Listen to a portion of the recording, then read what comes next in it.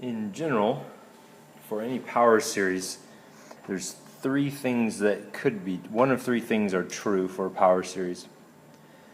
The power series could converge only at the point at which it's centered, at x equals a.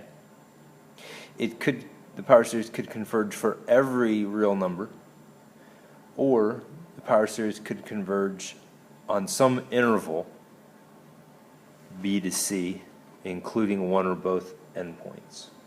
One of these three things has to be true.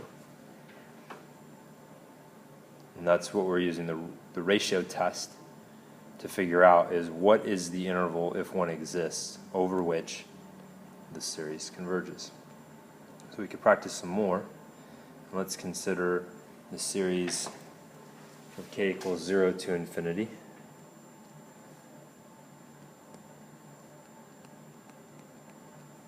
Of x to the k over k factorial. And one thing to note is that 0 factorial is defined to equal 1. And recall that 3 factorial means 1 times 2 times 3. That n factorial means 1 times 2 times 3 times to n. That n plus 1 factorial means the same thing, except you're not stopping at n, you're going on to n plus 1.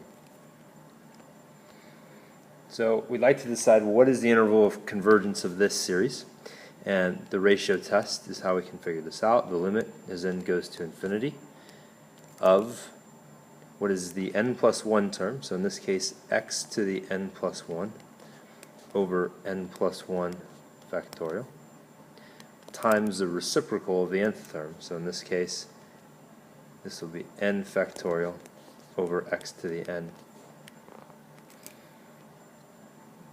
Now we have to recall some exponent properties. X to the n plus 1 means the same thing as x to the n times x.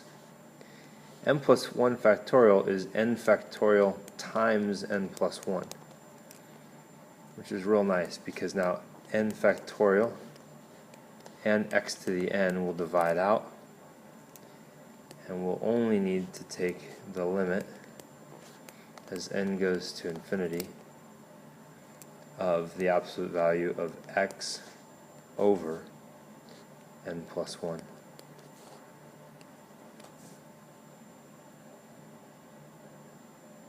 Now what's going to happen when we take this limit? Well, the limit of this, because 1 over n plus 1, the denominator has a greater degree, so that will be 0. We'll be left with 0 times the absolute value of x, which is always going to be 0. And the ratio, by the ratio test, this converges whenever the limit is less than 1. For all x values, this limit is less than 1, which means that the interval of convergence is from negative infinity to infinity. For all values of x, this converges.